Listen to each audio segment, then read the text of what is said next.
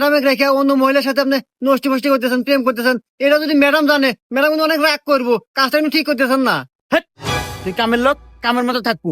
তুই আমার তোর জ্ঞান আমার জানাবো না, জান থেকে। ভাই ভাই, ভাবি সিঁড়ি থেকে পড়ে দেওয়া অজ্ঞান হয়ে গেছে। মাথায় তো প্রচন্ড আঘাত পেয়েছে, মনে হয় স্মৃতিশক্তি হারায় গেছে। আমি কোথায়? ম্যাম, এটা আপনার বাসা।